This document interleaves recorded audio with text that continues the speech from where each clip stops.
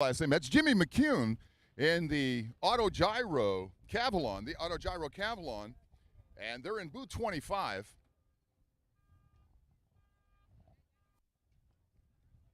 Jimmy McCune. Now, one thing about these gyros, these auto gyros, is these things have a very high wing loading, so they can fly in a lot of turbulence and wind that other aircraft cannot do. So what you're probably going to see here until the STOL demonstration starts is a lot of the auto gyro flights coming up. And I appreciate everybody coming early, because last night here at Paradise City Sun and Fun 2022, we probably had about 2,000 people. This place was packed. So those of you that have seats, excellent job, because it will be absolutely full in just another 20, 30 minutes. People will be all lined up, ready to see the show. And that's the Husky STOL National demonstration that'll start right at about 6 o'clock. And it'll run to about 6:45, and then we'll have the big air show with fireworks and all the other good stuff that goes on the big side. Jimmy McEwen in the silver color, or cobalt, I am told, is the actual color, and he'll be flying that Auto Gyro Cavalon. And they've got the Kalidas and the Sport, MTO Sport, over there in booth 25. It's really, really neat. And gyroplanes are very, very safe to fly, even in weather like this, because they cannot stall or spin. In the unlikely event of an engine failure, you can easily glide down and make a gentle landing under full control. The gyroscopic nature makes gyroplanes smooth and stable, even in windy and turbulent conditions such as we have today. This particular auto gyro, if I remember correctly, and we'll have James over here to announce for them, because they're actually from them, they've got a Rotax engine in there. And let's see which Rotax is in this one. Probably the 915 IS. 915 IS, that'll be about 115 horsepower. But James will be up here in just a little while and give us the skinny on Auto Gyro Cavalon. What's up? Huh? Oh, you cut notes? Oh, okay.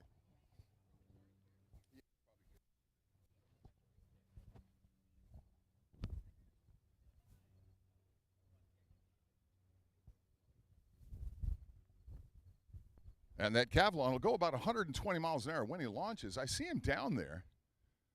Green flag. I don't know why he hasn't taken off yet. Maybe he's picking up a passenger. If folks wanted to take a ride, and it's possible, you must have the purple waiver band.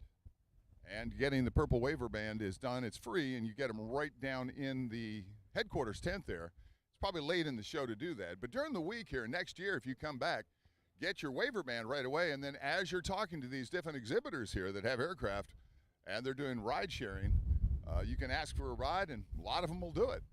Some of them appreciate a donation for the fuel, but other than that, it's typically a nice time to go up and get for a ride.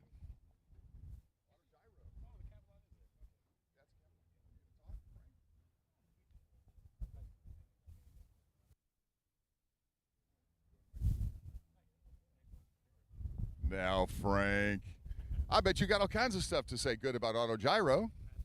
Where are you from?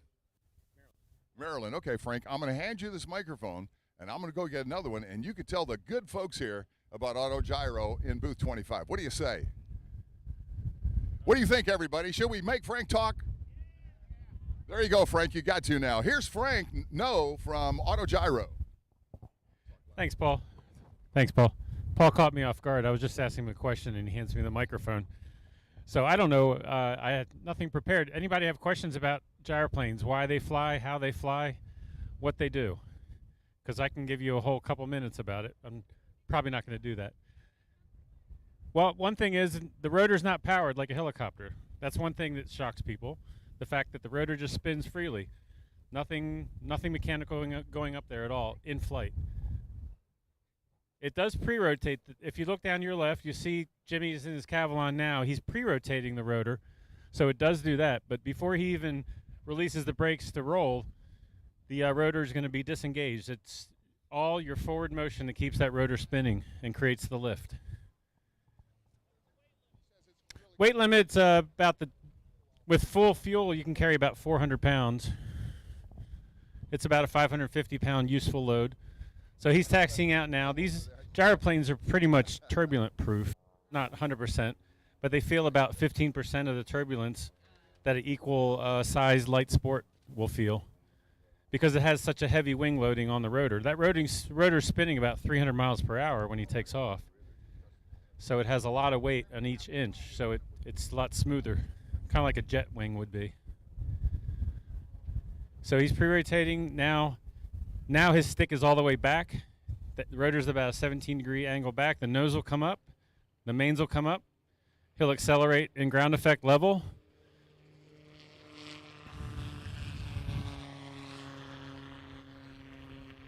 And when he reaches about 60 knots, nose up and just keep climbing. So if you know what a soft field takeoff is in a fixed wing, a gyroplane, almost every takeoff is the similar concept. Break the ground, get away, get off the grass, accelerate in ground effect, and then climb.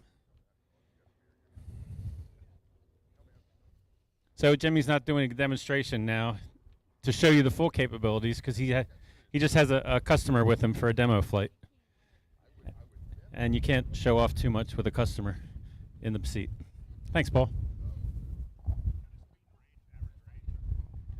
Average range, a gyroplane, I have an open cockpit one, so I plan about 80 knots. He's enclosed about 95 knots. They carry about 25 gallons of fuel and burn 5 gallons per hour, so around a 4-hour range generally. And you can definitely go about 120 miles an hour in that one. Yeah. Right? I was saying knots. Turn my volume up. Yeah, it's not very loud, is it? Let me go do that on there. Okay. I've got the unofficial, don't crucify me if I'm wrong, the unofficial lineup here for the Stoll National, the Husky Stoll National demos. And that's going to be Dennis Long, John Humberg, Jaden Newman, Matt Peterson, Luke Spar, Warren Gobular, Larry Mednick. I don't know if he's going to do it. That's the weight shift trike from Evolution. Nick Poucher, it's too windy. Steve Henry, of course, in the 44 machine. It's gone down. So we were gusting higher, like 25. Now we're gusting only 20. Thank you, John. We're only gusting 20, so it's getting better. So maybe we'll see some more. Gary Schmidt, Christian Greenwan, he was good last night, and Roger O'Neill. So we've got some folks that are going to be coming out, and who did really good was the Zenith-powered UL machine. That thing was really doing good. Yeah, I think he's saying that Frank was saying he likes how he taxis with the nose up. I think what it is, he's just showing off and popping a wheelie, and he goes beep beep. So that's pretty good. So is the auto gyro coming around yet? And I'm going to go turn the volume up on this one, and I'll double check and see if we've had any changes. So Frank, I'm going to give it back to you just for another minute. I'm going to turn the volume up on this one. All right, I see Jimmy's in the long downwind. He's, like I said, he's not going to demonstrate anything, but if any more questions, I'm happy to answer about the gyroplane, our brand specifically, gyroplanes in general, why they fly. We are Auto Gyro brand. We're based in Germany. The company's made over 3,000 aircraft, so they're well established gyroplane makers. Average cost, we have a range from about $65,000 up to a fully equipped enclosed one like that could be shy of 200. And we're the only certified gyroplanes on the market. Test. The one like Jimmy's flying, you can buy certified or as a kit. And the open tandem ones can be a kit or certified as well. So you don't need a LOTA for instruction, anything like that. Just take them out of the box, put the rotor on, and go flying. I'm sorry, baby. Because traditionally, all other gyroplanes are amateur-built experimental aircraft with very limited potential. You can use these for commercial purpose now.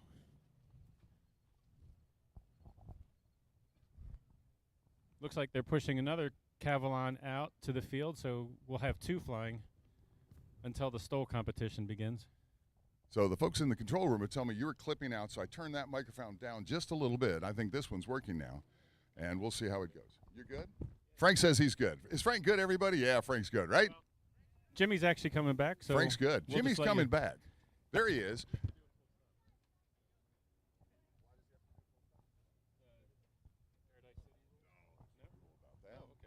So Frank was just asking, does he have to come to a full stop? I don't know of any rule like that. In fact, when I fly here, I do touch and goes. A lot of folks will do that. So we'll see what Jimmy's going to do. And Jimmy's Wild Adventures, believe it or not, he's got 300,000 followers. I know. That's crazy. But what is it, on Instagram, is it? It is. Yep. 300,000 followers on Instagram. That is really something else. But he's flying the Cavalon here, and the Cavalon is very roomy, side-by-side seating, and puts on quite a show. And this is the Rotex 915 IS, fuel-injected version, correct? Jimmy's is actually the experimental with 914. We're going to hand you that one. This particular aircraft doesn't have the 915. It has a 914 turbo. This one is the experimental one. He landed a little longer than usual. He can usually touch down almost zero airspeed. If we see the blue one flying, that one's got more power. That has a Rotex 915 141 horse engine. Now the blue one that could be Bob flying that one? Yep, Bob Schneider flying. Bob Schneider is going to be flying the blue Auto Cavalon, and they've been doing a lot of flying here. The gyros can handle the turbulence much, much better, but I got to tell you, the wind has really laid down quite a bit. Quite a bit it's laid down. That makes things nice. Don't sneak away, Frank. Frank's trying to sneak away, everybody. We don't want Frank to sneak away, do we? Paul, have you been up in a gyroplane yet? Yes. Oh, okay. Yes. Why, you want to take me again? Sure. You know who really likes to go is my wife. She's the CFO. If we can talk the CFO into something, right, she makes the decisions. I can ask and say pretty please, but it's the CFO that really decides everything. We got technical difficulties. I would prefer to call it level adjustments. See, I I like can it. make this one a little louder because my voice is a little bit louder, but I'm going to go ahead and bump this just a little more. So let's talk about Jimmy's Wild Adventures, and where is that located? What is he doing out there? How do people get involved in that? And I'm going to turn the volume up on this so I don't have to project too much. That's a hard thing to answer. Jimmy is he's based in Key Largo, Florida, but he's hardly ever there. He just crossed the country in that from Chino, California, just to come here to Sun and Fun last week. He's from Key West, so he'll probably hang out for a while, and then he'll probably fly it back to California. And the only way you know where Jimmy is check him on Instagram, honestly. If you've seen somebody zipping around on a one-wheel unicycle, that's Jimmy. Any more gyroplane questions?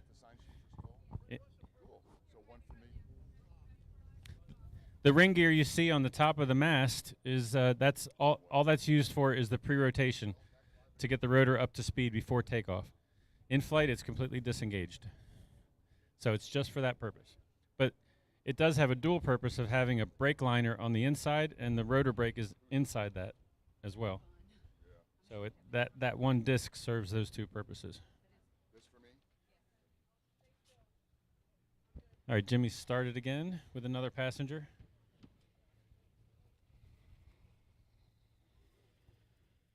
Okay, by now you've probably heard all about Jimmy's Wild Adventures, but I have been handed the actual official lineup for the STOL demonstration. I'm going to ask my helper over here to help me again.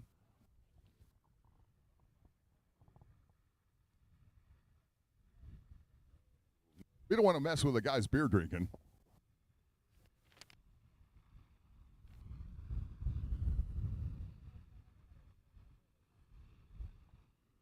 Everybody give Jimmy a wave.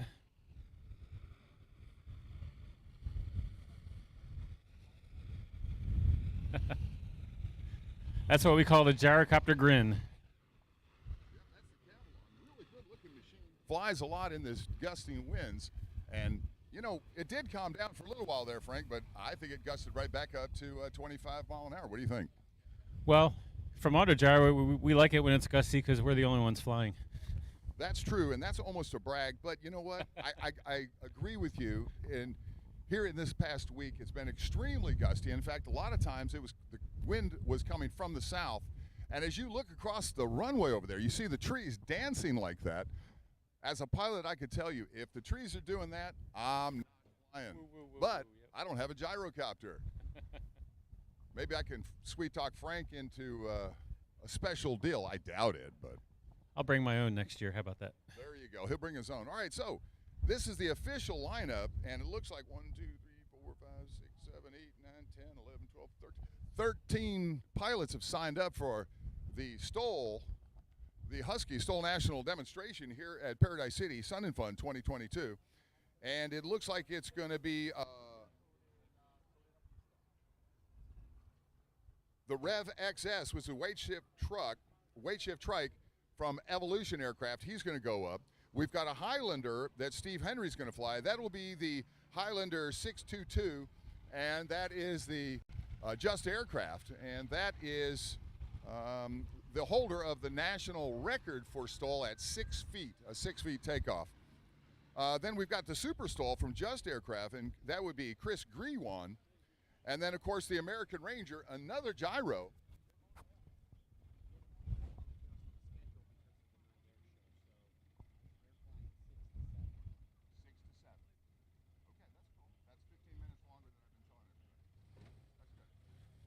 I've just been told by Gary Friedel, the air boss here, that they're going to fly till 7 o'clock, so that's actually 15 minutes more.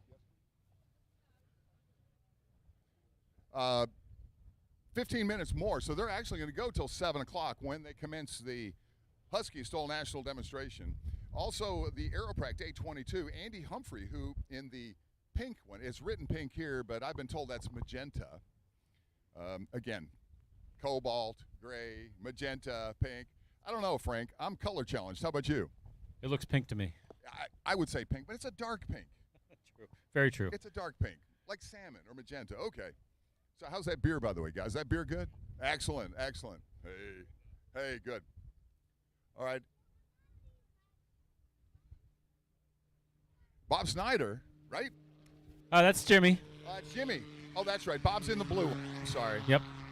They change it up, so that's Jimmy's Wild West. Also, we're going to have Just Aircraft, Gary Schmidt, and Super Patriot. The Super Patriot, Jaden Newman's going to be flying that, and that is the gray and white camouflage, almost like my pants.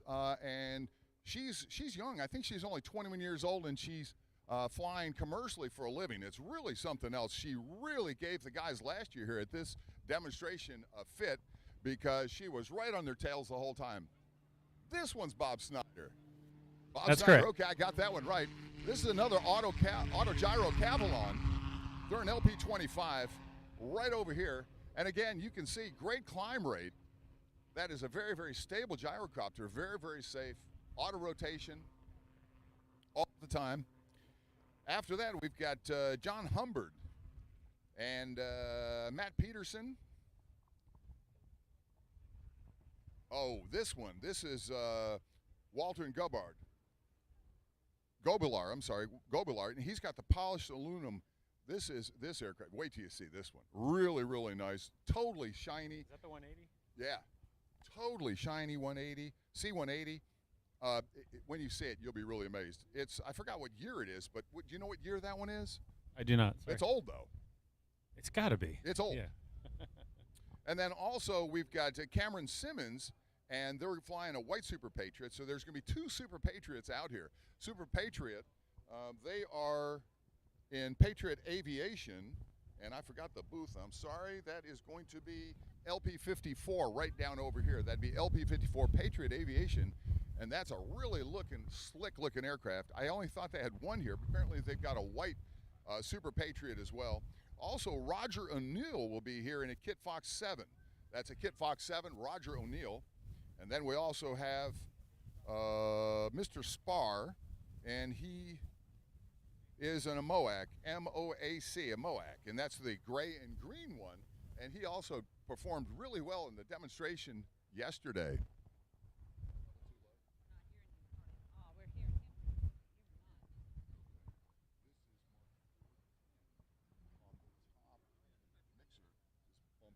I think it's number 2.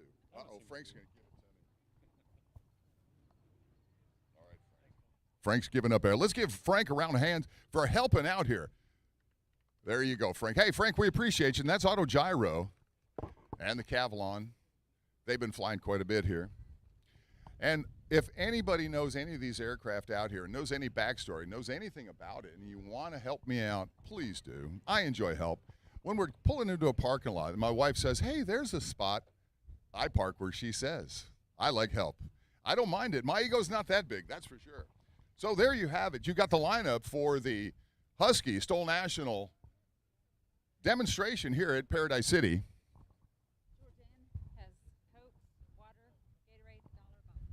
There you heard. Georgianne has Coke, water, Gatorade, $1 a bottle right behind us over here. So if you want something to drink, and the money is actually going to a worthy cause in Paradise City here. It's not just a big profiteering market. The money is actually going to a good cause. Paradise City, trying to keep everything going here. Just about everybody here is a volunteer on Paradise City. I don't think we have any. Actually, there's Georgianne. So Georgianne, hey, here's Georgianne, everybody. Everybody say hi to Georgianne. There you go. Thank you. So Welcome, what do you got, everybody? What do you got, Georgianne? Well, today I have Gatorade,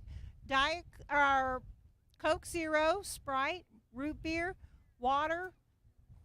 Any takers? All right. And So I will be back. so wait a minute. I thought we had hot chocolate too. That is up at the cafe. And they are still there. If you're really cold and need something to warm you up, we can help you with that too. We aim to please. We're in paradise here. That's right, Paradise City. And again, everybody here in Paradise City is a volunteer. There's no one here that's making a dime off of this. Now, you guys are drinking beer. Is that beer keeping you warm? Very warm. Very warm. But we do have hot chocolate for those individuals that may not be of age or want actual hot chocolate. Right? I don't do the chocolate. I would prefer the beer, but I'm on the clock.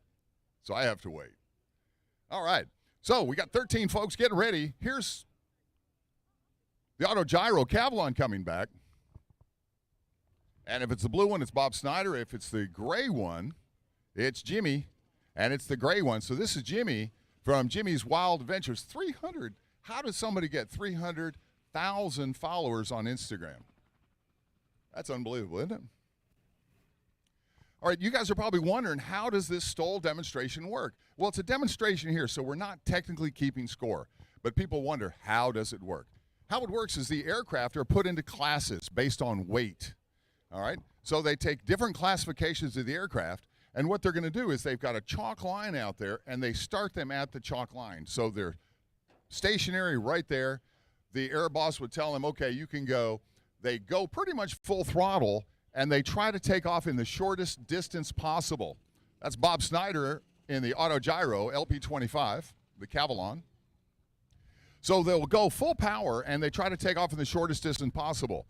The Steve Henry in the 44 machine, that's the Just Aircraft Highlander with a Yamaha snowmobile engine and revs up about 8,000 RPM. He took off in 6 feet last month in February in Arizona. Here in the last couple of nights, they've been doing in the 20s, 20-foot range, which is unbelievable. So anyway, they're going to take off, and let's just say he does it in 20 feet. So there's a 20. They'll take off, they'll fly in the pattern around the trees and come back around and land. And when they land, they have to put their main gear over the chalk line. If they land before the chalk line, you'll see the umpires do this. That's a scratch. No points. That's right, no points. If they come over the chalk line, then they try to stop as fast as they can. Then they measure from where they actually stop, and that's the main gear, back to the chalk line. So they add that distance, and let's just say they stop in 40 feet. So the score for that particular one would be 20 feet for the launch, 40 feet for the landing, so that would be a score of 60. So that's how they do that. Now, what you're going to see is they get 4 or 5 rounds. So they get to try this 4 or 5 times. It depends on the time that they have. Now they're going to have an hour. So my guess is 3 or 4 maybe rounds, depends since they have so many pilots. And they're going to be very conservative at first. They want to get a score in the books, because if you continue to be too aggressive and you scratch every time, you have nothing. So what you're going to see is at first they're going to be conservative. They're going to make sure they get over the line, and you're going to see the landings are going to be getting better and better, meaning shorter distance as the time goes on, because they can get more and more aggressive with their glide ratio to get over the chalk line. Now, one of the really cool things is a lot of these aircraft have an open cockpit, and you can hear the stall warning screaming at them as they're coming and hanging on the prop to get over the line. You'll hear that. It's really cool. Now, I'm going to warn you, too. I see the safeties all going out for the Stoll demo. I'll see what time it is here in a minute. Maybe somebody's got a clock and you can tell me because I have to get off and give it back to the professionals down there. 5:41. Okay, so we got a little bit more time. So what's going to happen there is that with the stall warning going off, you're going to hear that, and they're hanging on the prop. So basically, they're using horsepower to stay in the air because obviously they want the slowest airspeed they can get, which translates into the wind to the slowest ground speed so they can stop as soon as they can. It's really something to see, and you're going to find it quite exciting if you've never seen the Husky Stoll National Demonstration, especially here at Paradise City, because you're up close and personal. This is close as you can get to it. On the big side, you don't get this close to the action. For sport or by pure necessity. There's Jimmy. Pilots. Jimmy's Wild Adventures. Uh-oh. The red hat's telling him he cannot fly. Safe off airport.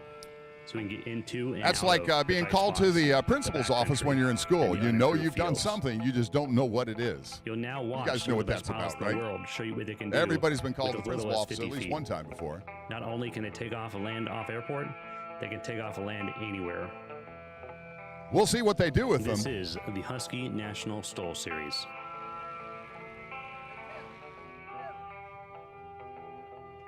We'll get the word from Tim here and see what happens. Everybody, inquiring minds want to know, right? You want to know, right? What happened? What happened with the Cavalon? Tell us what happened. Basically, it's a time issue. The time's run out on the field for open flying, so we had to tell him he's already out of time. We want to take a passenger up, but he doesn't have the time to do it. Okay, so in other words, they've closed the airfield for setup of the Stoll demonstration, and Jimmy did not have time to take that passenger up. So he got the taxi. That's as far as he got. It's the taxi in the Autogyro Cavalon. Very nice aircraft. All right, very, very soon here, we're going to have to turn it over to the Stoll folks. They've got their own announcers for this demonstration here at Paradise City, Sun and Fun 2022. We've got probably, I don't know, 600-700 people watching. The crowd will continue to grow. Last night we had probably close to 2,000 people. Huge, huge crowd packed it in to see all the action.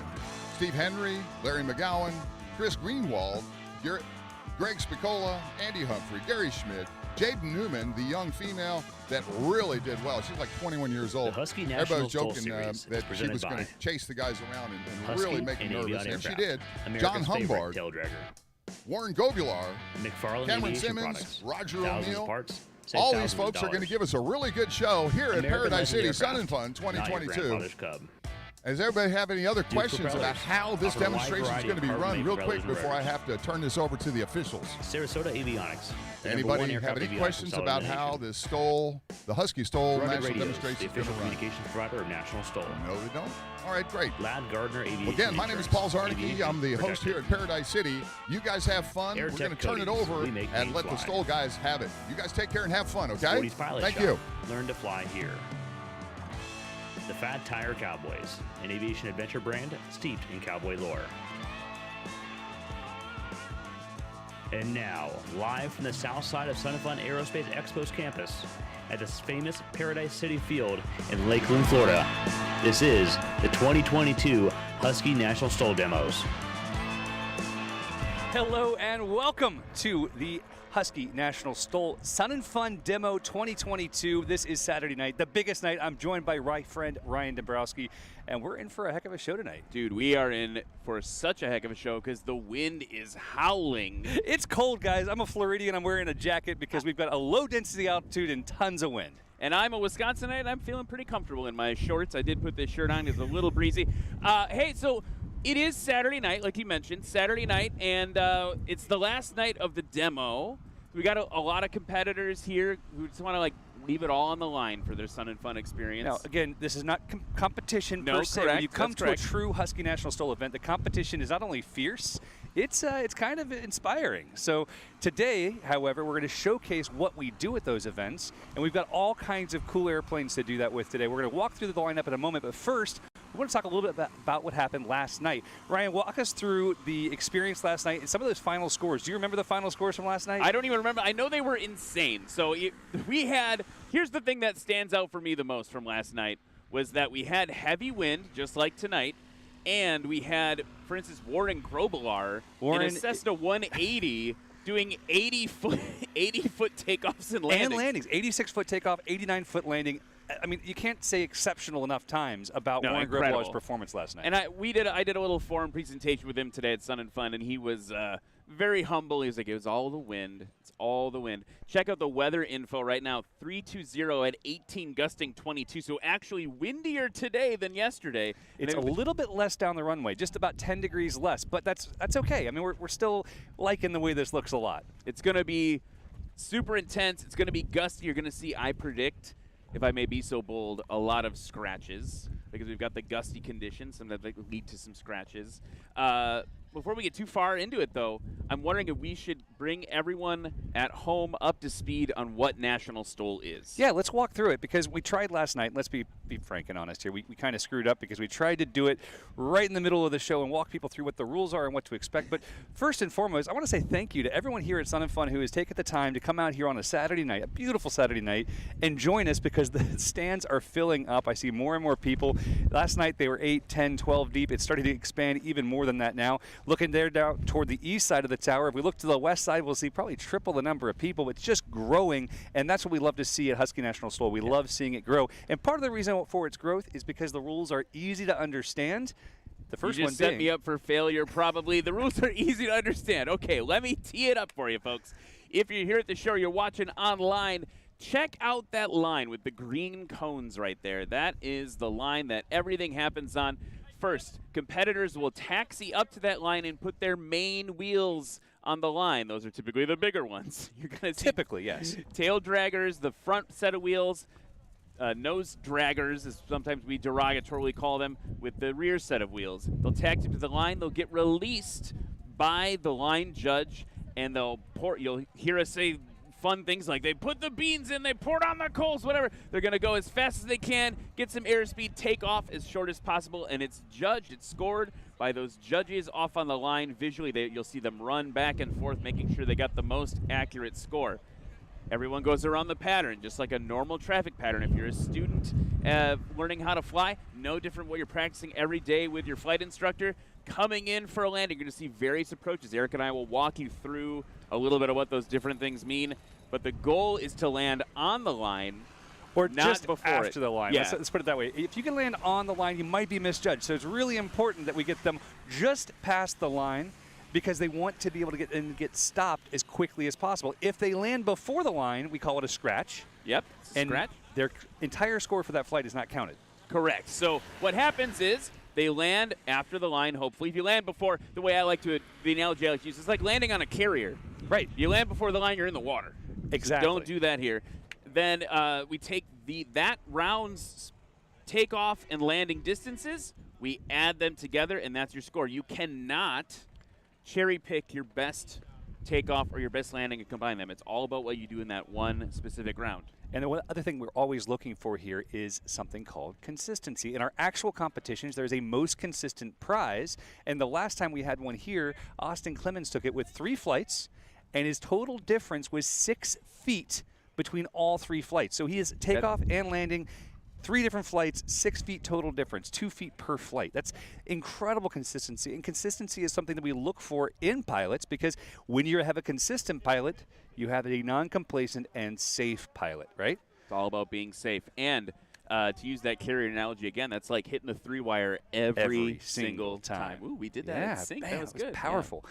You know, so that's one of the big powerful things about National Soul. Something we are working for here is not just to do cool stuff that's entertaining, but we want to encourage pilots to come out and do this with us. It doesn't matter what kind of airplane you fly. There is a category for you, and we are working on a Pilatus PC-12 category. We want it desperately. Need 3 of them. We just need 3 of them. I'm sure the Padies will bring 1. We just need 2 more now, guys. But that said, this is designed to drive pilots toward being the best, safest pilots they can be. I believe truly that when the moment you stop learning is the moment you become unsafe. So coming out here, we have a competitor tonight, or a demo pilot tonight. His name is Roger. Roger came out, saw people flying Tuesday, and said, you know what?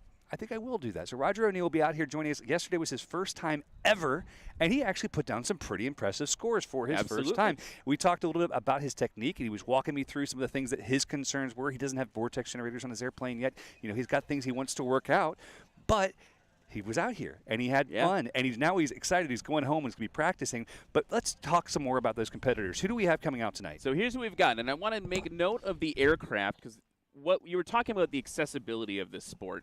And you're going to see aircraft of all shapes and sizes, of all gross weights. That's how they're typically arranged tonight. We're kind of mashing them all together for, mix and match, for baby. fun.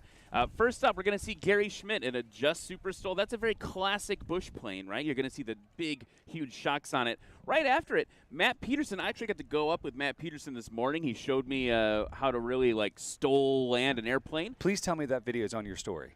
Yeah, you can go on my Instagram stories and check it out. How firm that landing was. He's in a 1957 Cessna 172. So a lot of folks in the crowd who are thinking about becoming pilots or pilots already, you probably spent a little time in a 172, and you can be competitive here at National STOL in a 172. Matt actually had his best run ever last night. He was thrilled with a 50-foot drop in his best run. So that's the kind of fun that he was having and that you guys could have as well. But next up, we have 19-year-old phenom Jaden Newman, one of the few females in this category, in this sport currently. We're always looking for more. I think it's a great thing for all pilots.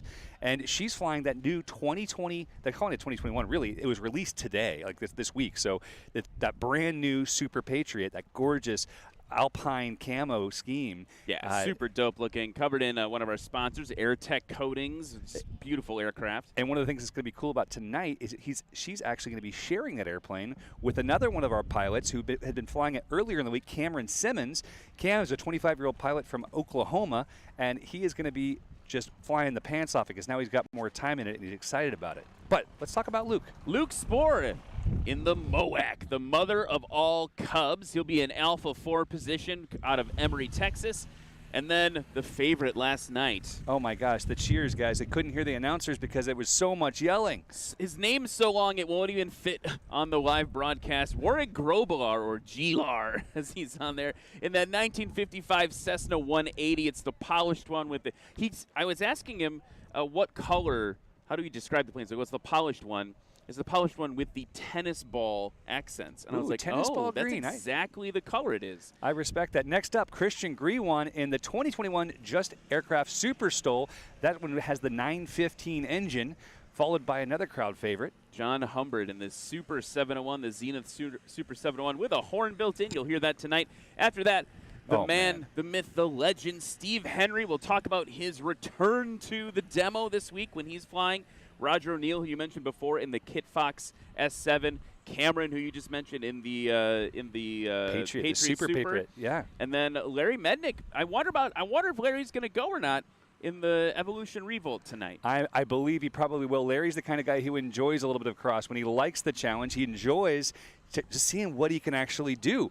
But we have some additional guys out here. We have Greg Spicola. We weren't able to get him in here quick enough, and he's flying something we've never seen in one of these before. It's an American Ranger. Do you know what an American Ranger is? I'm wondering if it's that silver spaceship that's been flying around. It is a gyrocopter. So our very first gyrocopter competitor.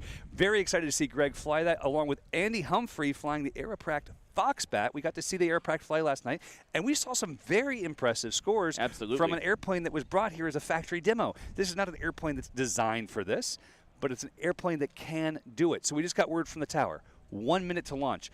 We know these pilots. What do you think is going through their minds right now? What are they working on? What are they working out? What are they trying to push themselves toward? Well, when we talked to the pilots today, you know, the big thing that they were hoping for was some wind. And we have that wind, and it is a little bit more of a crosswind, and it is still gusting. So that's going to change their approach. I think they're trying to size it up. I feel bad a little bit for Gary Schmidt. Everyone's got their eyes on the first guy in the line to see what they're dealing with. He's certainly an experienced pilot, though. He'll be able to bring it home. It's really about, and we talk about this a lot in the series, getting that first landing in as safe on the board. And by safe, I mean safely on the board with a score. If you scratch, that's no good. Right. They want to get the score in the bank, even if it's long, because they want to make sure that they don't – the worst thing you could possibly have happen to you as a pilot here is to not get any scores on the board. Absolutely. Gary Schmidt on the roll now. Or is he? He's thinking about it. He's about to be. There he goes. All right. Tails off the ground. Nice and big. You could see he's carrying so much energy there, that immediate balloon up to about 80 feet. Just a huge vertical there for Gary Schmidt. We've got Matt lining up, Colonel Matt. So yesterday when Matt pulled up to the line, I said, you know, Matt's flown 195 different people in his plane. I was 196 this morning. Most excellent. Matt on the roll. We're going to see what kind of performance he can get. He said he did pull out his passenger seat. I wonder if he put it back in, but that was a pretty impressive score for a 0300 powered 1957 straight tail 172. Now here's Jaden Newman on the line in that Patriot, Super Patriot. Love the paint job on that thing. Jaden's been flying a Carbon Cup for a couple of years now. She's done very well on this circuit, and at just 19, she's working at pulling the airplane off just under 100 feet. Pulled it a little early that time, and I think it's important. If Jaden, literally, I think the first night. It was indeed. So this is an airplane that it does, I mean, it's Cub. All Cubs fly kind of alike, but there are differences. And with the 4-inch wider body on that Patriot, that Super Patriot, you know it has some different aerodynamic tendencies. But Luke Spohr is on the roll in the Legend, up on step, and away he goes. There we go. Just shy of 75 feet. Luke is going to be really happy with that one. Again, they were all hoping for win today, and he got it. Now, I'm wondering if the Warren Grobelaar cheering section is here. Are you here, Warren's people? What do you guys call yourselves? The Grobelaars? The Grobelaars. That said, guys, listen for the bite. Listen for the sound of this MT propeller. Obviously, MT Propeller is one of our sponsors here at Husky National Stoll, and we know that they love talking about how loud that prop can get. There's the bite, diving into the ground. Wait for the flaps. He rotates. Ooh, a moment too early. Warren pretty frustrated with the result, but he's trying to get it off as quick as he possibly can. Warren talked a lot about how everyone thinks he's going to be cutting grass. I think we said it last night. He's cutting grass. He's like, you know, look, when I do that, the airplane's not actually nose down. It's just in flying configuration. There's it's just times when he's level. a little nose down. He can say that all he wants, but there's times when it's definitely a little bit in nose down configuration. Well, we get ready here. Well, here comes Gary Schmidt, low and to your left. You're going to see different approaches. I think on these first ones, you're probably going to see people come in a little bit higher. They're not working quite as hard. Again, they're not trying to land right on that line, although Gary may just do that. Power is out early. Behringer brakes coming into play.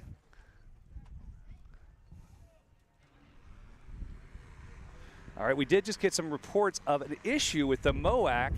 The slat safety pin was left in, so when you see him land, you'll see him dismount from the aircraft or have another safety member of his team pull that pin, and it will be an interesting experience. I wonder if he just has one that's in and one that's out. Certainly a different experience landing with one slat. Yeah, you want to make sure that all those aerodynamic forces are equal, so we'll make sure he gets that sorted out. Here comes Colonel Matt. Colonel Matt flying this 57-172. This is an airplane that is known for being anemic, but he had to take off in under 200 feet there. And I know that he'll be thrilled with that result. 160-foot takeoff. He is on track here that he could very easily beat his best score. He's across the line. Really good safe. Score here. Heavy on the brakes there for Matt. And, you know, one of the things I felt bad today, he put the seat back in for me. I got to ride around with him and do some pad work, and he's like, uh-oh. I just realized that my brain's going to be thinking you're in the seat with me when I go up. So I don't think that was an issue for him today, though, clearly. Not at all. And that just beat his best overall score from yesterday by 100 feet. Oh, man. On the first run. On the first run. We've got two more to see what Matt can do, at least two more.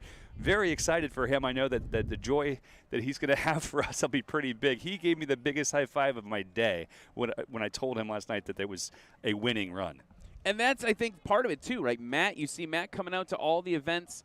He's competing against some heavy, heavy competition in the light touring class, and he's just coming out every time, improving, working harder every time. Here's Jaden Newman now, low and to your left. She's bringing this airplane in under what we call high alpha power. So she's right behind the power curve, keeping that wing as lightly loaded as possible. She's really low.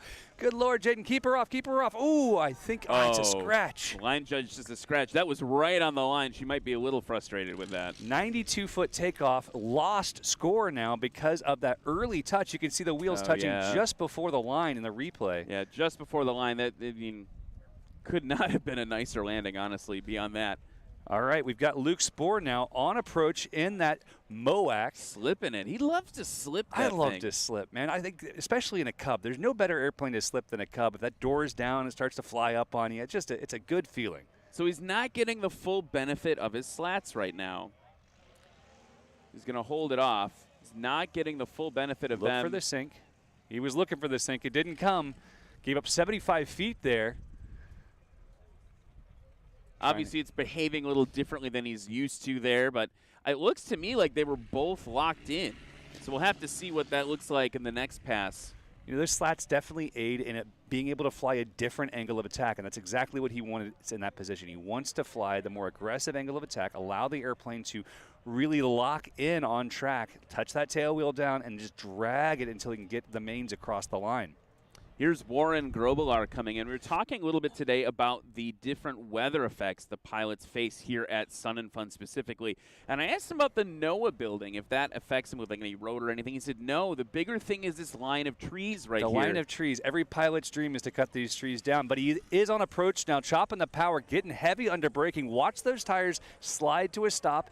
Just shy of 125. Really impressive for Warren. It feels like he didn't have as much wind on the nose as some of the other competitors that round, if I'm honest. Again, we are blocked by about 4,000 of our closest friends over here. It's true. We do have literally thousands of people here tonight blocking the wind for us. While everyone taxis by, if you're in the crowd, you got to cheer for them. They can hear you over the engine noise. You got to make sure you let them know that you love what they're doing. We're so excited. Look at the Look at the people. Get those hands there. up. Come on, guys. I Wave see at those someone people. in a bright pink shirt waving. Everyone do like she's doing. There we go. She's got it down. I know it seems cheesy, guys, but this is part of the deal. As a pilot, getting to fly in front of a bunch of your friends or compatriots, getting to share this experience is such a joy. They want to know that you're excited. As part of the Paradigm Aerobatic team, one of my favorite things is when we land and we get to high-five the kids on our way back in because you can see their smiles. It's absolutely amazing. We're actually flying here in about 2 hours, so I'll have to be leaving you a little early possibly. No pressure. No but that's pressure. all right. It's all right. We're excited. It's going to be a good time. Jaden taxiing by the booth now. I can see a bunch of young ladies over there waving at her. Awesome to see. While everyone's taxiing over, let's talk a little bit about our sponsors. We got to talk about our headline sponsor. That's Husky Aviat Aircraft Incorporated. You can check them out here at Sun and Fun tomorrow or tonight. Sun and Fun booth, Mike Delta 31 Bravo MD31B, and that's right down in the center of the main area for Sun and Fun. So very easy to find. Great big booth. So check out Husky. They're a great aircraft that's competing a lot of times. You see, couldn't make it due to weather. Austin Clemens, a big national STOL competitor, typically in the Husky, flying around for us. Husky aircraft is where luxury aircraft and backcountry meet. They're faster, stronger, and more. Here's our good friend, Gary Schmidt, at the line. Gary Schmidt at the line on his roll. Currently, Warren is in first place with 228 feet. Followed by Gary 1 foot behind him. Absolutely incredible to see. Warren Grobelar in a class here with other bush planes. You know, with he's light normally, experimental. Yeah, he's normally in the heavy touring division, and here he is playing and getting the best score of them all. Obviously, anything can happen when you're a foot separate there. Luke Spohr with 304. Matt Peterson, 324 feet on his last run. Yanking it off a lot sooner that time, it looked. It was indeed 160 last time. Looks like about a 145-foot takeoff from Matt Peterson. This man is going to be absolutely thrilled. He is the leader of Swamp Stole in Louisiana, where we were a couple weeks ago. Jaden now on the roll. A little more aggressive. There we go. Exactly what she wanted to see right there. She's getting that new aircraft, new to her aircraft, dialed in. And you have to keep in mind, that airplane, that Super Patriot, is an IFR airplane with autopilot. It is set up for comfort, not competition. It's running on 28-inch tires, not 31s or 35s. It doesn't even have competition shocks on it. You know, there's a whole lot of things that they're going to be able to do to that airplane to increase the performance to be something like what we see there with the MOAC of Luke Spohr. I noticed already in the gusts that the slats are moving. Luke's off right around 70 feet, 68 feet. Very impressive from Luke Spohr. Watch here, if you're watching at home on the replay, they want to take that bite. They talk about taking a bite of angle of attack, and if the plane flies too easily after that, it means they waited too long. It needs to be able to be held in ground effect for a little bit to get up to speed before they go off into their full climb. So that's a big thing. I was talking to Matt again today as we were flying around. He said, oh, man, that one, I waited too long. We took off too easily. It's kind of an interesting take Warren on it. heavy under braking. Look at that nose drop. He's going to take it back as quickly as he can, sub 100. The other tactic that we just saw from Warren there was pointing the nose into the wind as much as he could on the runway. So they don't have to go straight down. He took a little bit more bite of the wind, make it a little more of a headwind there. And you notice he did that at the last possible moment. He waited watching those flags. There's a big reason we have all those flags out there, because the wind changed on Warren by about 15 degrees from what we'd seen for the previous pilots. Gary Schmidt now, short approach, bringing it a little higher. Gary likes that more cautious approach, and now just letting the gear take it. He's slow. Let the gear take it. Very nice, Gary. You know, for letting the gear take it, that's a pretty gentle landing. As compared to some of the other competitors we've seen this weekend, including our friend Steve Henry, ripping the gear off his airplane. That is the thing that happened. It is a thing that happened. It's something that definitely can happen, but it was done safely, and there was no major incident. Thankfully, he was back up and flying just 48 hours later due to his friends at Sensinic Propellers and Lincoln Welders. Kind of crazy. Think about that. We had to replace the main gear that had failed, and then get a whole new prop hub in It's pretty awesome. 2 days. Pretty awesome. Here's Matt high and to the left, crabbing into that crosswind. It does seem to be turning back for him just a bit. Matt has the potential here to get his ultimate experience. We have more information coming in. Oh! It's good. Oh, it's good. Get on those brakes, Matt. Oh, my goodness gracious. Matt is going to be beyond thrilled, just absolutely doing an amazing job there. And we do have some more information. Looks like Schmidt and Grobelar are now tied for 228. So Gary Schmidt, very consistent. Again, only shaving that 1 foot off. We reviewed the footage, and it was a scratch after all. It looks so close in the camera. We have a high-speed camera there on the line. It does capture that his back right wheel, his right main, touched just a few inches before the line. But I'm pretty sure he didn't let those wheels slide or roll one bit after stepping on the brakes. It's still really impressive. I think that wasn't a scratch in the court of public opinion over here with everyone watching their Coors Lights. We got thumbs up from the crowd. Yeah, go thumbs up. All right, here comes Jaden Lowe to the left. She likes that lower turf skimming approach. Keep it up, Jaden. Keep it up. Oh, it's a scratch. It's disappointing when you scratch, and you're much more likely to with that approach. However, the way she's doing it, playing with the throttle, she has the opportunity to stop much, much shorter than her competitors, and that's what she's hoping for. And I talked to Jay Stanford. Jay Stanford's one of the experimental Bush pilots that flies with us a lot. And he was saying that there's a bit debate about that. Just the low approach that Jaden just did there, you've got a lot more forward energy. And he would argue that when he flies, he comes in a little bit steeper, and he can direct some of that energy into the ground. There was a little bit of jabbing back and forth amongst the pilots about whether or not that was totally accurate. Oh, there's a gust there for Luke Spohr. Oh, Luke's just going around. He is unhappy with that one. Gonna take it around. Interesting choice. Can always go around, right? Exactly. That gust came through, and you notice the immediate amount of lift that hit Luke. You know, we're in the point of the day now where that ground, the heat is starting to recede. So we're going to start seeing less and less changes throughout the evening. But hopefully we'll keep the wind up at least until 8:16 before my team performs tonight, because we don't like this much wind. Right. You want it just until the end of the demo and then to go away. Hey, that would work just great for us. Here comes Warren with those flaps just totally dropped. I love the way just aesthetically the like giant tires hanging down there. That polished metal is just stunning. He says it takes him hours and hours. He's across the line off the power, heavy into braking. You notice he cleaned up those flaps immediately. Yeah, dumping as much lift as he can by removing those flaps. His last takeoff was 97 feet. The previous one, 111. We'll get the number here on exactly what that was. It looks like a 117-foot landing. Exactly the same as his previous. Again, we've got a lot of great consistency here at Sun and Fun.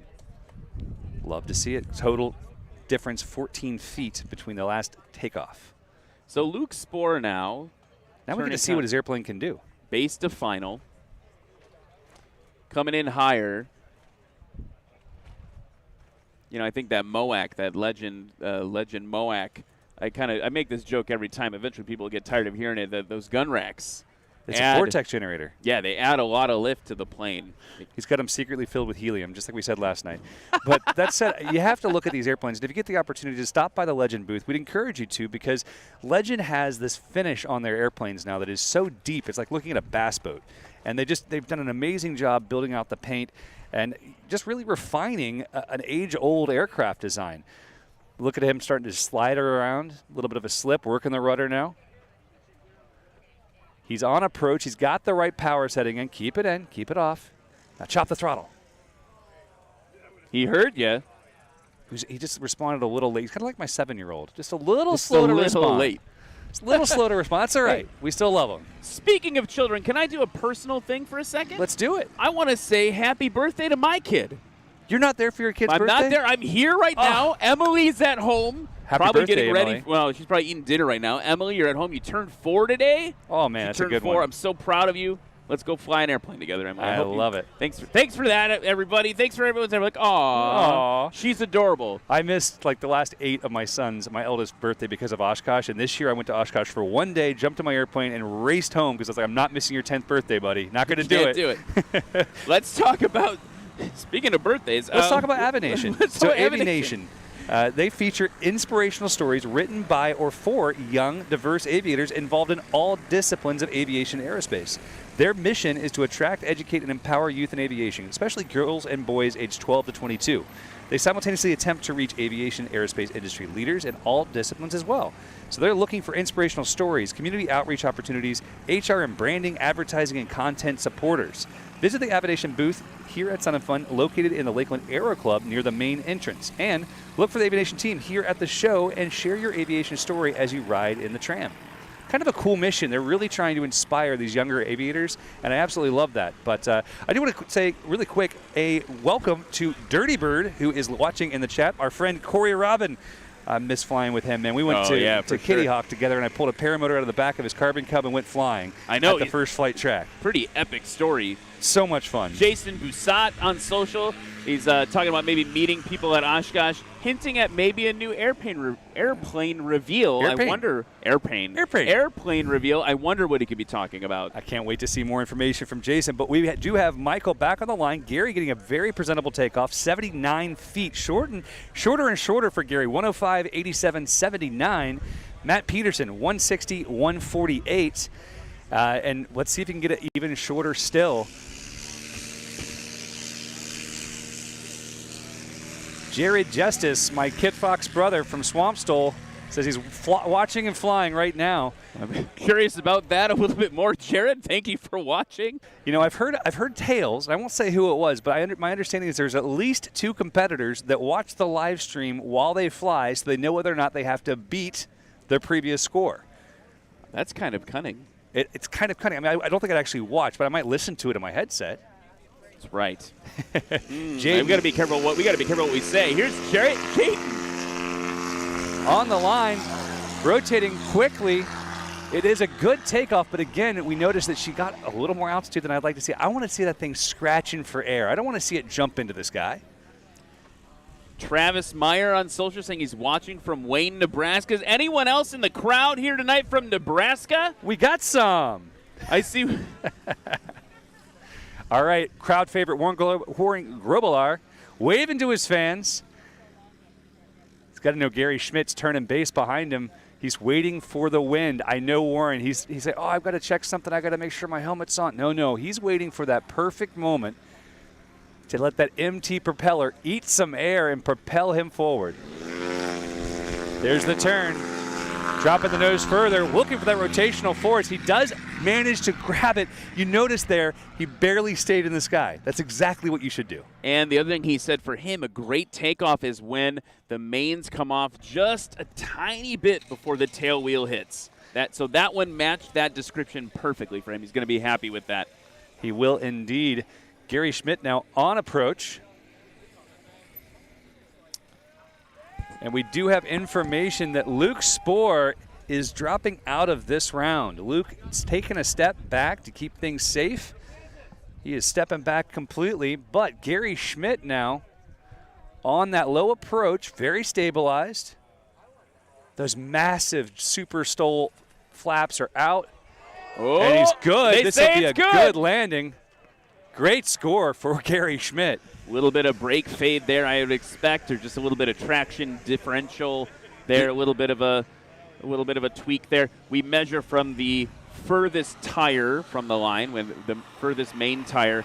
I did find out today that the rule committee for National Stole does have a rule written that you cannot intentionally J-turn Correct. to direct momentum away from the runway. And that's largely to keep our volunteers safe on the line there, because you want to make sure that those guys are not ever having energy directed toward them. Big gust from Matt Peterson, heavy back on those brakes. Flaps are up. Kicking up that dust. Just an update on the scores. Warren Grobelar was in the lead with 214 feet until Mr. Schmidt, in an airplane that weighs roughly half of what Warren's weighs, came back with that 155-foot score. Very exceptional from Gary in his Walhalla, South Carolina built Just Aircraft Super Stole. That puts Warren Grobelar in the last run at 214. So he's got a bit of ground to make up. Here's the deal, though. In National Stole proper, these two planes are not competing against each other at all. Never are they competing, and the numbers we're looking at here for light experimental from the aircraft like the Super Stole are actually looking at, like, some of his competitors would have been the 60-foot range yesterday. Yeah, Absolutely pretty intense. wild. Now here's Jaden coming in for the third round, 2 DQs. 2 DQs. She wants to get these numbers on the board. She's going to keep it aloft a little bit longer. She will be safe this time, even though it's a little long. It's a score, guys. That's the point. She gave up a bunch of footage. She did. She did, but, you know, after you have 2 scratches, you have to think to yourself, listen, I'm not going to go home with nothing, right? I've got to get a score on the board. I have to keep this going forward. Let's talk about some more sponsors that help make this. We can do that. We can talk about that. Yeah, we can talk about. I mean, we talked about Legend Cub already. We've talked about Aviat and their incredible airplanes, but we've mentioned McFarlane and MT Props. McFarlane's a salesperson or sales team for MT, and I was actually just in their booth picking up a couple of throttles for my airplanes. Okay, a couple of throttles, yeah. You got one a couple airplanes. Yeah. Oh, a couple airplanes. Gotcha. Before we talk about them, though, let's get on Warren because he just goosed the throttle big as he descended about 6 feet due to some sink. There's some more sink. He's got to throw the power on. Throw the power on. He's saving it. Saving it. Oh! They say scratch. No, I want to review What the do tape. you guys think about that in the audience? Was that a scratch? It was good. Everyone's saying he's good. You specifically? That guy in that black shirt says it's good. I say it's good. We're watching the replay right now in slow motion. Let's take a look. It is down. It's definitely down. Oh, that right main touching down about 2 feet before. Sorry, dude. It wasn't good. I saw it on the camera. It wasn't good. I'm sorry.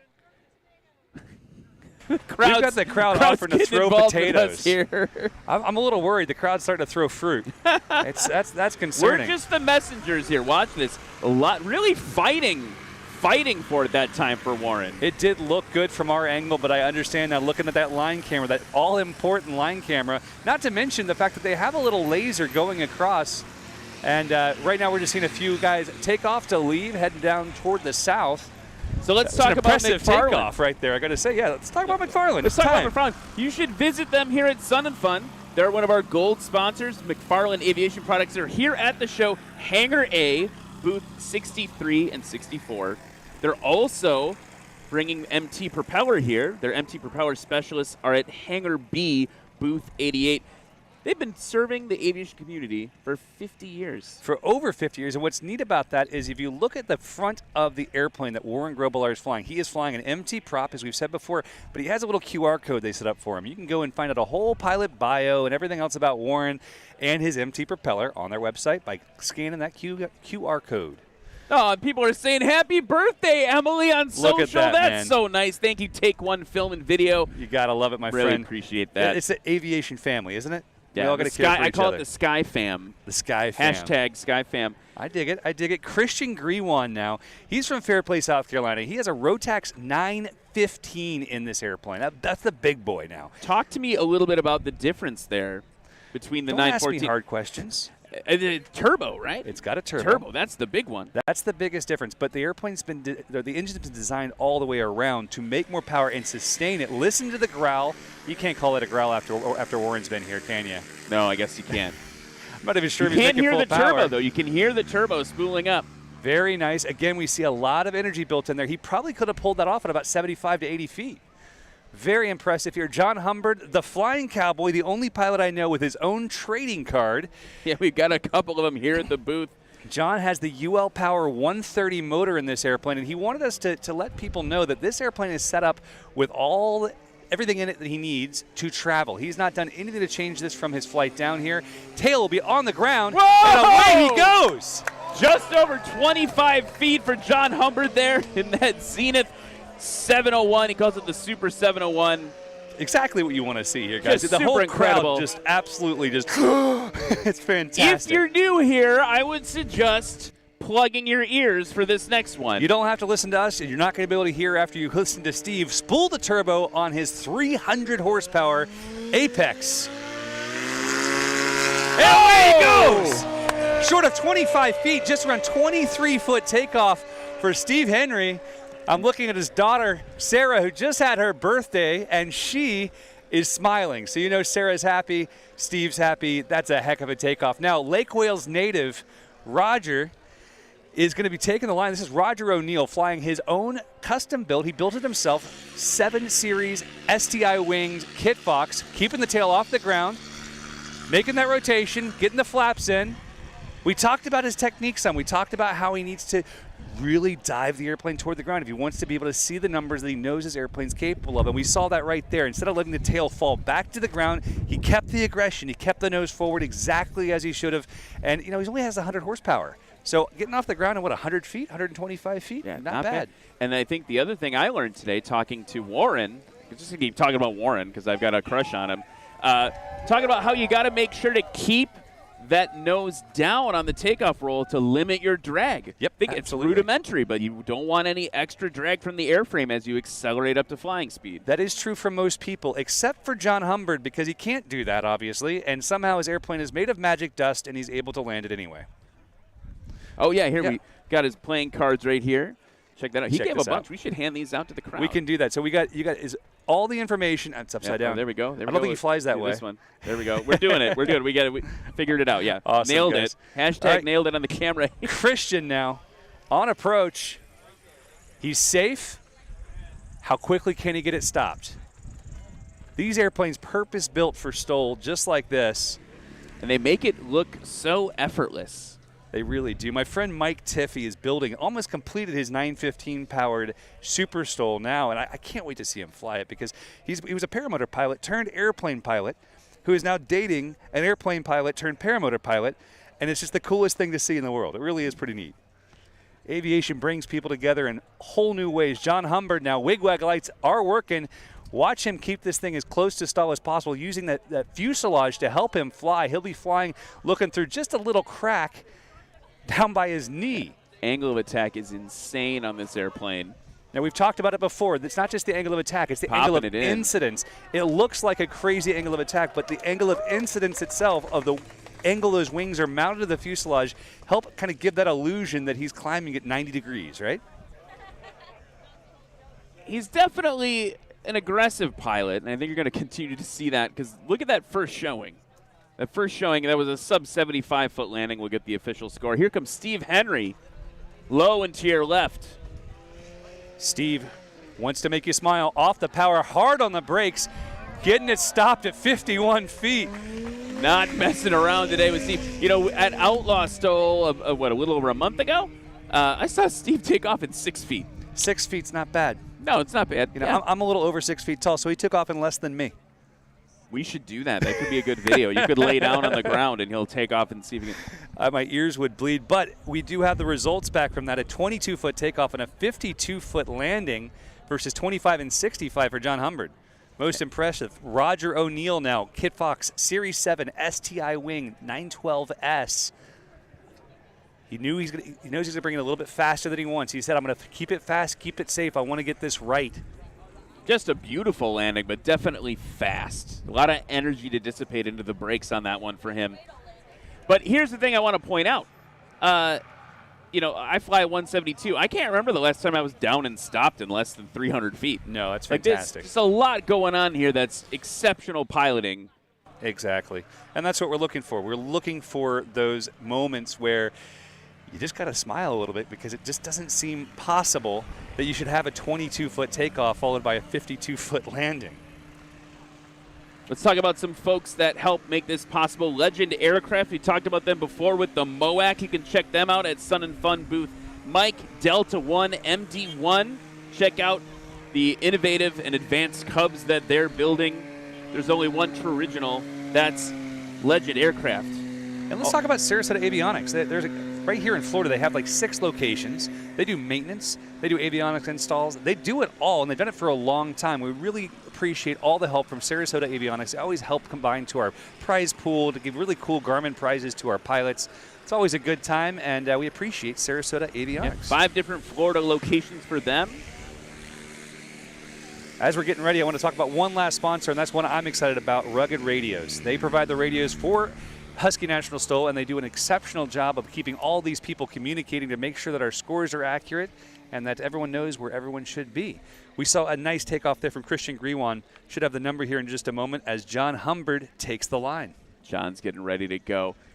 I think he's doing a little bit of pre-flight checking for the wind, just like you mentioned. I'm sure he is. Here he goes. There's the rotation. He's off the ground. Dragging the tail. Huge vertical there for John Humbird. Looks like around a 35-foot launch, 35-foot takeoff there. And what's great to see, maybe not if you're Steve Henry, but what's great to see is John Humbird just nipping at Steve Henry's heels all week. He is indeed. That was a 35-foot takeoff after a 112 from Christian Griwan. Steve now looking at the line judge, looking at the flag, saying, I don't know. I want it. I want it. Oh, he got it. Man. Ladies and gentlemen, these are the kind of takeoffs that we all come to Stolkoffs for because it's just plain so silly. So intense. So his last one was 22 feet. This one a little longer, 28 feet on the takeoff there. And as Roger O'Neill gets ready for takeoff, I just want to let everyone know that our friend Jaden Newman, the 19-year-old phenom female pilot, is right here at Show Center. She is ready to sign autographs or to chat with any of the young ladies who'd like to. Fantastic performance there from Roger. Jaden slaying it out with the Patriot. We love to see it after all that experience in the Carbon Cup. Come here, Jaden. Come get in there. Yeah, there's Jaden. What's up, Jaden?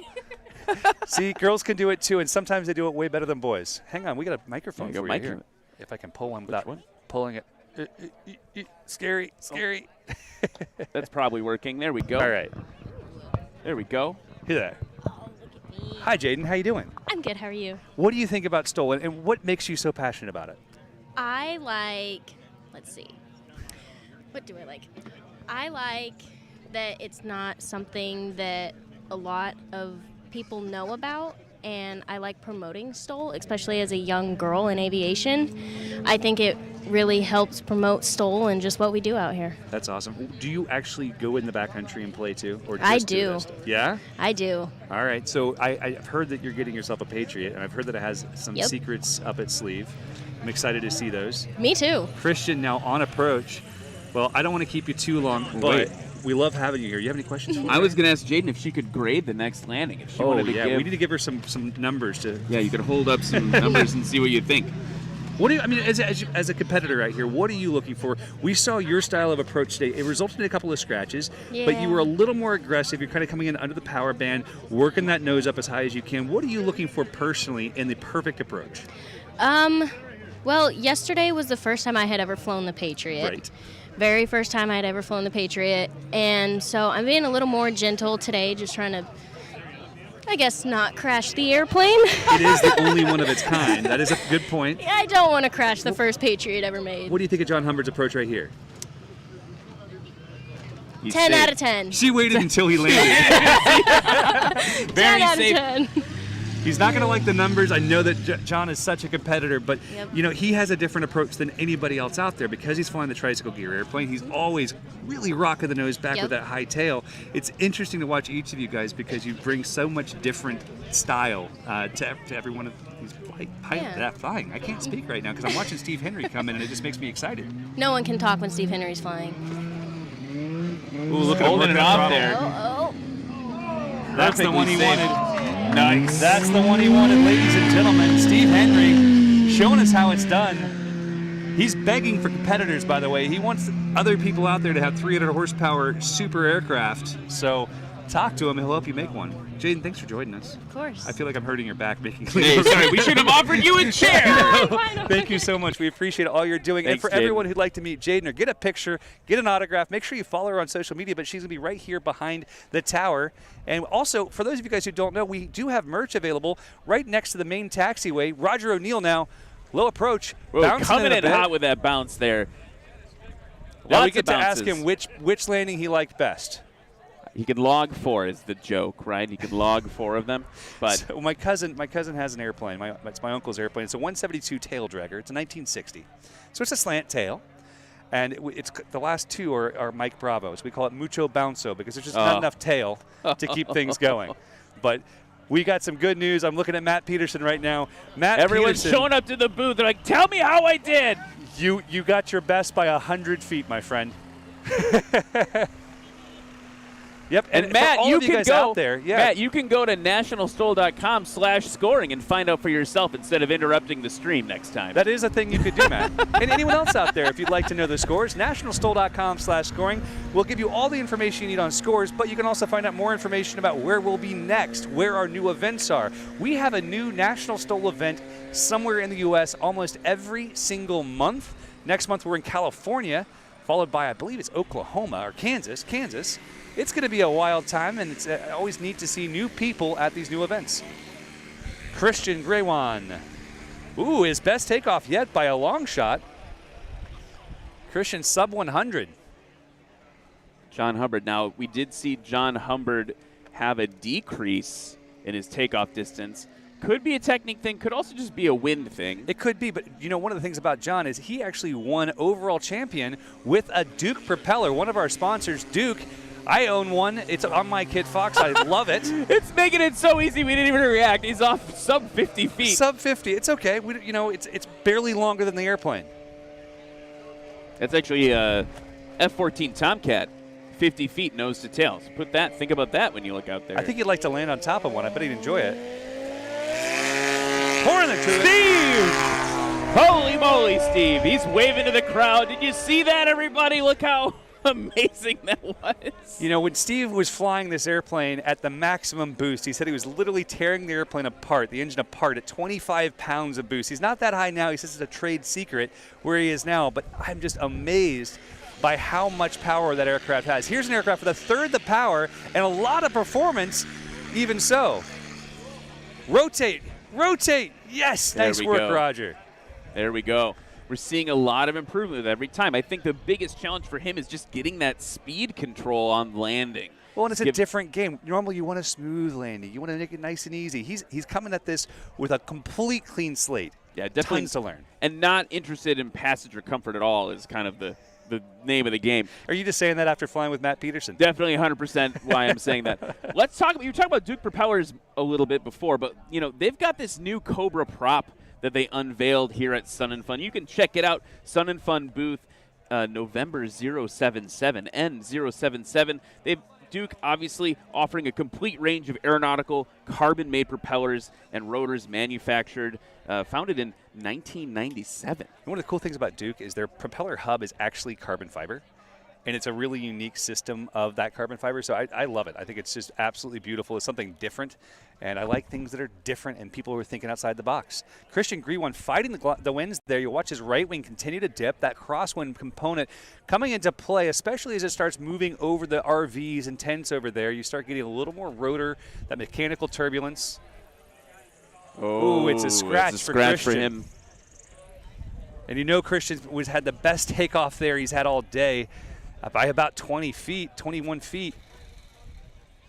So that will definitely be a bummer for Christian. But, hey, having a 93-foot takeoff feels pretty good, and the majority of his landings have been under 140 feet. Here comes our friend John Humbert. Now, let's look at the standings for a second leading into this. Steve Henry was 63 feet. John Humbert, 90 feet. In an airplane with less than half the horsepower. Less than half the horsepower. And I will say this. In December, I watched John get a 65, so he can be right in that same wheelhouse with Steve. He just needs to get this dialed in. He's floating. He's barely moving. It's good. Whoa, big bounce. Hey, if the bounce slows him down, I think it works. We could hear that one all the way over here, but it worked out for him. Look at the stall speed on this aircraft. Just absolutely coming in like a butterfly and then landing like an elephant. Just really feeling it out. Bam! Almost hit the tail as well. It's just amazing how rigid that gear is, that nose gear, keeping the prop safe even in a crazy bounce like that. You got Paul on social media saying, "Yeehaw, Wild West aircraft! Here he comes right now." He's carrying a lot more speed than his compatriot was. Look at those brakes completely locked up. You can see the stripe.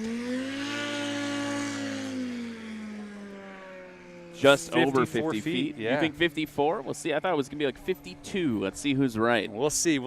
53, we split the difference. I'll take it. Here's your friend Roger coming into the Kit Fox. He's keeping it a little bit lower this time.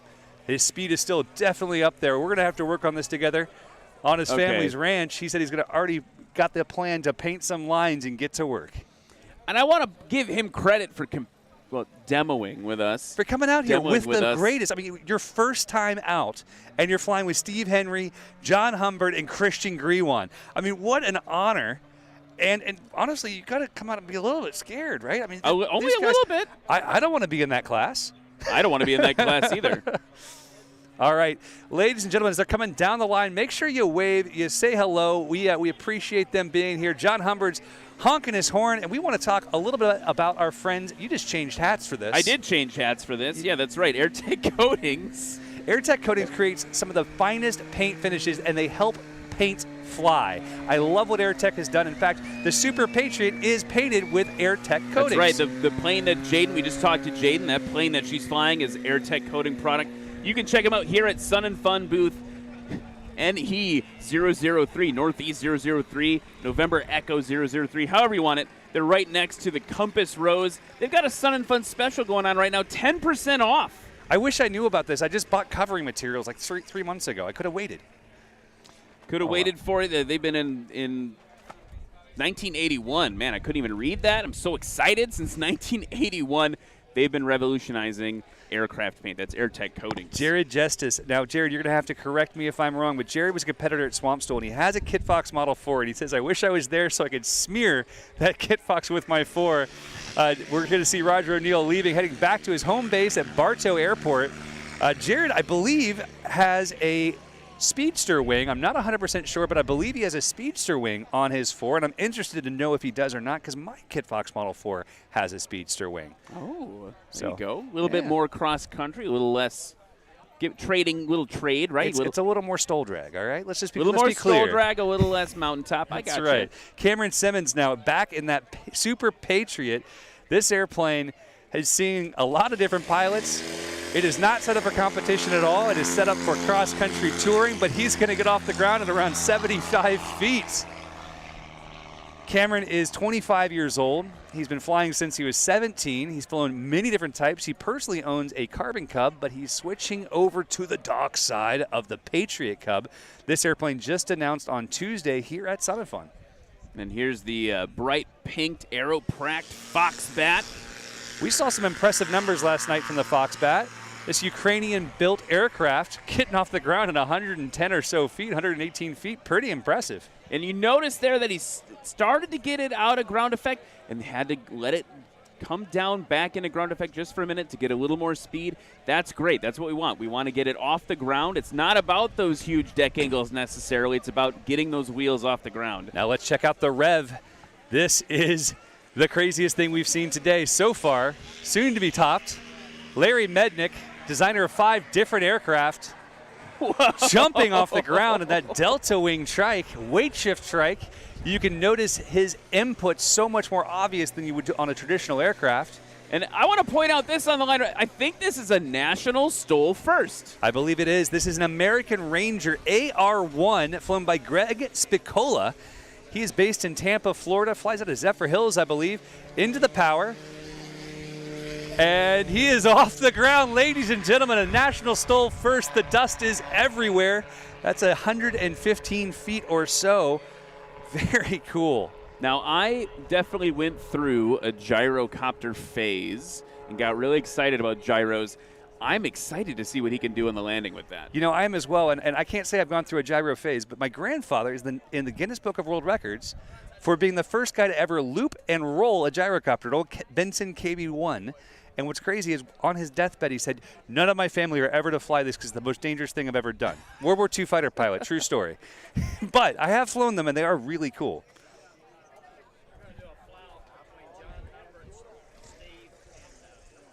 All right, we just got great information as we see Cam coming in safely over the line, but a bit longer than he'll like. At the end of this round, ladies and gentlemen, we're going to see a fly-off. If we're given enough time, we're going to see a fly-off from between John Humbert. Who else? Steve Henry. Steve Henry and Warren Grobelar. I mean, we can't ask for a better fly-off than that. He just told me, and it was gone from my brain. I was just trying to set you up there. You know, we gotta work on this. That's all right. That's all right. One of the things we always can improving. work on is Ladd Gardner Insurance, because Ladd Gardner is the insurer of this event. What do you think about Ladd? Well, Ladd, I mean, obviously Ladd Gardner, if you're looking for aviation insurance, you should look no further than Ladd Gardner. They've got an extensive team of professional aviators that can help you get the experience, the insurance experience that you deserve. They're aviation insurance protected. Hey, it's Ladd Gardner. It seems like a pretty good line. We got some comments here from Paul Yarger and Jared Justice saying that they wish that Hal Stockman had made it. We agree. We all miss Hal. Having him at Swamp Stoll is a joy. He's always just a hoot to be around. Love watching Hal compete because he's putting down competitive scores compared to Steve Henry, using basically the complete opposite approach to getting off the ground. Exactly. Now we've got, let's see, Andy Humphrey. That's his name. Andy Humphrey in the pink Foxbat. Again, first landing, very safe. Gave up about 75 feet before the wheels touched. Got to get it a little bit more dialed into the line this next time around. But with that said, that would be a 225-foot landing with a 100-foot takeoff. That's pretty exceptional out of an airplane not designed for STOL, but very STOL capable. You know, that's what this event is possible for. You can bring out your own airplane. You can bring out your company's airplane. You can come out here and have fun while learning to be a better pilot along the way. Here comes Larry Mednick. trike. Now, we were talking about this last night, but for the folks who weren't here last night, we should talk a little bit about how trikes work. Excited to see it because it's definitely a different way of controlling. If you were explaining to me, you've actually flown trikes. The input controls are reversed compared to what we would think of. They are. So if you want to go up, you push up. You want to go down, you pull that bar back into your chest. Side to side, you push left to go right, push right to go left. And in a crosswind like this, Larry's showing some exceptional pilotage, stopping around 175 feet. Really, just amazing movements and swaying around as he gets it on there. Really kind of fun to watch there for Larry. And what's neat about that is you see that on an aileron, right? And it's not as obvious. When we watch it there with that big bar, you can really get an idea of what's going into landing any aircraft. Now, for another first ever at Husky National STOL, we have the American Ranger flown by Greg Spicola, our first gyrocopter in hover mode now. So did he touch? Did he touch, though? Did he tell that? Oh, scratch! No! It's a scratch! Oh, my gosh. But he's landing in like 18 inches. Oh, my God. Jay cannot believe it. He's looking at me. I don't know. Why aren't you flying, Jay Stanford? He's calling a rules violation for rotorcraft. We're going to make sure that the rotorcraft is in his category next time we see Jay Stanford fly. Well, yeah, Jay's on the rules committee, and he's got some things to say about that. But he also told me earlier today that all you need to start a class is 3. So we just need 2 more gyros, and they can have their own class. I'm pretty sure we can get them. I love seeing these guys out here. Watching the replay of that, it's just bonkers. You know, gyros are really interesting craft because with a pre-rotator, they can almost jump directly off the ground. And as we just saw, they can come in at 3 miles an hour and let it just stop. We should talk about our friends, the Fat Tire Cowboys. Fat Tire Cowboys make the best bull spit cleaning solutions. That is bull spit. I am enunciating clearly. Don't worry for children in the audience. They clean your airplane better than anyone and can with an impressive takeoff in that Super Patriot. The other folks, as we get ready to go, a crowd favorite there in the gyro. No question. A little disconcerting with the rotor spinning as he comes by the booth there. It's about 10 feet away. We're good. We're safe. As the Fox Bat takes off, I also want to give a shout out to another one of our sponsors, Sporty's Pilot Shop. Who has not purchased something from everything. Sporty's? Everything comes from Sporty's. Our first E6Bs to our logbooks to sometimes your local charts. Sporty's has it all, and they've been doing it for a very long time. 61 years, in fact. And then 20 years with the courses training people how to fly. Larry Mednick off at 100. He may be aiming for that top spot in consistency, very close to his previous best, saving about 10 feet. Oh, no, he saved 20, 95-foot takeoff. Man, look at this gyro. This is the... You wanted to see something new and exciting here at National Stoll. Sun and Fun 22, that is definitely it. So cool to see that. Look at the vertical there once he's got up to speed, too. Now, his previous takeoff was 124 feet. This one was 188. If he is, in fact, able to get a, let's call it a 1-foot landing, right? If he's able to get a 1-foot landing, he's going to have to get one more shorter takeoff, and he could be in contention for third. That's kind of crazy. Still interesting that with that basically 1-foot landing, Steve Henry is still providing a 63-foot takeoff combined and score. landing. Yes. Humbird 90, Gary Schmidt 155, Warren Grobelar in the massive, comparatively massive 180, 214, Luke Spohr 239, and Jaden Newman just a few feet behind him, 241. Indeed. On approach now, we do have Cameron Simmons bringing it in. Cameron actually has 2 different degrees in aviation. He has a bachelor's degree and a master's degree. And he is building his own Super Patriot. He will be a salesman for these beautiful aircraft. Off the power, heavy under braking. Get those flaps up. He's got it. Get it stopped. All right. Really great seeing him land so close to the line there. And he said he's not being overly aggressive. He does not want to push this airplane too far because this is the only one in the world, and he doesn't want to do anything silly, which you have to appreciate. I mean, speaking of the only one in the world, though, Steve Henry, his specific mods, only one in the world, had a little bit of a thing happen earlier this week and saw him come right back. This is actually really cool because the Aero Practice is on final right now, and I'm not as familiar with him as I'd like to be, but we have a commenter online saying he's very familiar with the Foxbat and Aero Practice in general. It was designed with both stall and cruise speed in mind because it cruises at 95 knots and stalls at 30. Now, I've flown one, and it's a nice flying aircraft. I flew one on floats. But I did not realize it was designed with both in mind. Pretty cool stuff. Love that bright paint job on it. Definitely a scratch there for him. All right, we did run out of time for the fly-off. We do have the night air show beginning at about 7:15 tonight. We'll have to turn over the airspace at 7 o'clock. For those of you guys who have been enjoying this Husky National Stoll demonstration, make sure you wander on down to the flight line for the main air show, because you should see some fun stuff, including what has been called by the FAA as the Flying Cheerios, my team, the Paradigm Aerobatic team. The Flying Cheerios. We were dubbed that as Oshkosh 2016, the big white lights that we have on there for 2017. Pretty cool stuff. Definitely fun to watch. I think, well, I had the pleasure of putting a paramotor. You taught me how to kite a paramotor wing, and it was exhilarating. All right. Eyes up to Larry. Sorry to interrupt. I'm just watching him battle that crosswind. He's got a lot of speed. He's flying a very small glider. You have to understand that this very small Delta Wing trike is capable of speeds over 100 miles per hour in cruise. It's extremely dynamic turns. It is a blast to fly with Larry. If you get the opportunity here at Sun and Fun, he is giving demo rides, and he's a fantastic instructor along with his wife, Amy, right here in Zephyr Hills, Florida. Here we go now. Here comes the gyro. We got Greg at the controls. Does not want to scratch again. Come on, Just Greg. coming in slow. It's good. It's good. Fantastic. I think Steve Henry may still have him in distance, which is just incredible to think about. But we love to see these guys come out here, have a little fun, and do something different. I have been asked by the folks at Patriot Aircraft to let everyone know that the airplane will be back out just outside the runway area as soon as this is over, and Jaden and Cam will be there to discuss their experiences as young STOL pilots. Cameron at 25 with his master's in aviation studies. Jaden at 19 with years now of STOL experience under her belt with both her own Carbon Cub and now with the Super Patriot.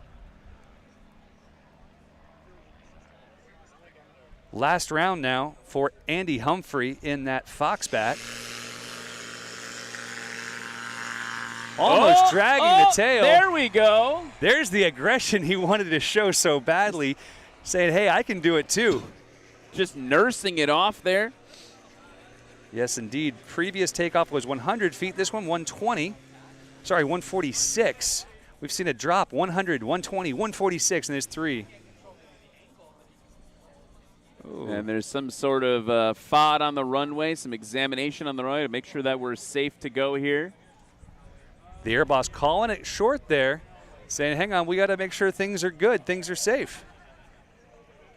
It looks like Greg Spicola is very sad. He's shaking his head, his hands on his forehead. Anything else about that?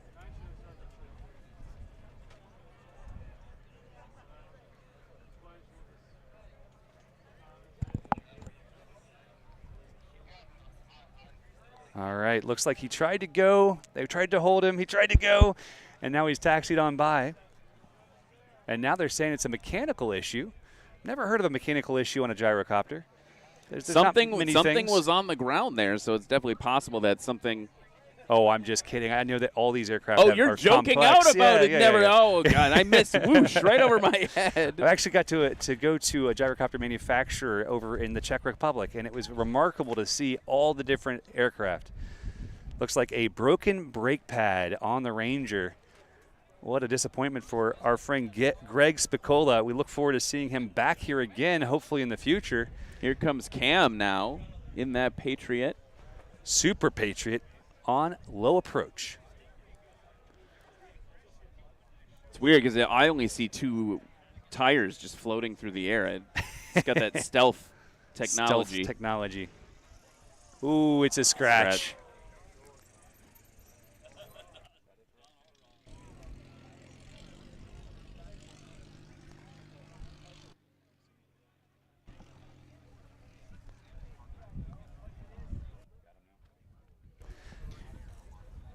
All right. Also camouflaged in pink, says I couldn't see the airplane and the tower could. We have our friend Andy Humphrey in the Aeropract Foxbat. He is our final landing of the night through our Charlie class. For everyone who's come out tonight, we've greatly enjoyed having you, and we're looking forward to seeing this Foxbat put her down just past the line. He did scratch his last round, but I know he's back for redemption. Adding a little bit of power there to hold it off, and he's scratched. Ah, what a bummer for Andy. But great to see him out here.